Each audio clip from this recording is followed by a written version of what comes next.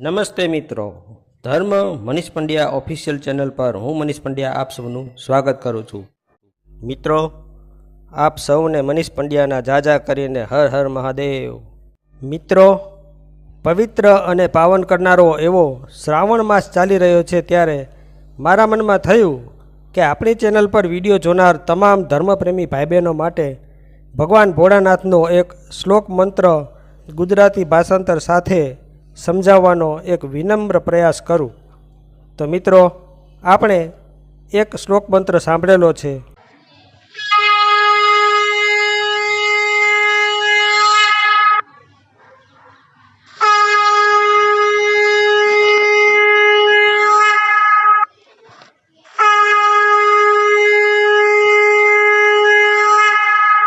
આ શ્લોક મંત્રથી લગભગ બિલકુલ કોઈ અજાણ હોતું નથી.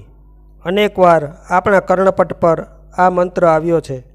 ઘણા લોકોને તો એ કંઠસ્થ પણ હશે, પણ આ શ્લોક મંત્ર દ્વારા આપણે ભોળાનાથ, શિવજી, મહાદેવજી, શંકર ભગવાનને શું પ્રાર્થના કરીએ છીએ એ આપણે જાણતા નથી. આ શ્લોક મંત્ર શા માટે, એટલે કે કયા હેતુથી પ્રયોજવો જોઈએ, એટલે કે ઉપયોગ કરવો જોઈએ, એ પણ આપણને ખબર હોતી નથી. પણ આજનો આ વિડીયો આપ સૌને આ બધી જ બાબતે ઉપયોગી નીવડશે એવી મને આશા છે.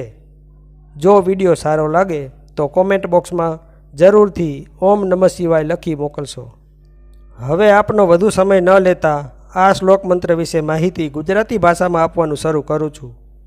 મિત્રો, ભગવાન શિવજીને સમર્પિત એવો આ એક સંસ્કૃત શ્લોક છે.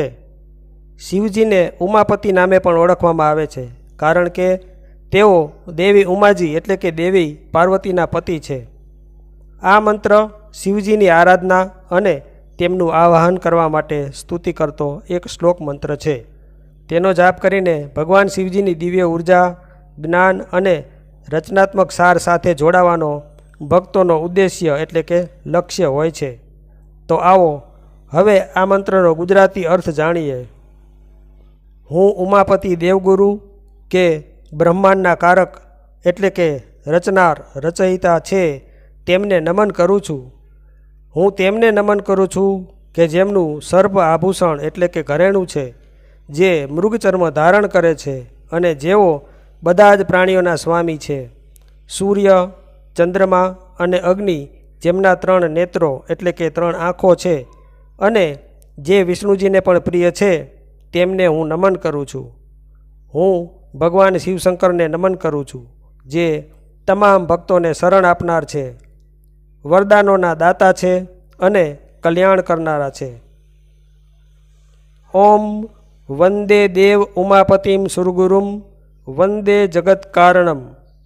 આટલો શ્લોક મંત્ર સર્વોચ્ચ દેવતા અને બ્રહ્માંડના નિર્માતાના રૂપમાં ભગવાન શિવજી પ્રત્યે શ્રદ્ધા વ્યક્ત કરે છે.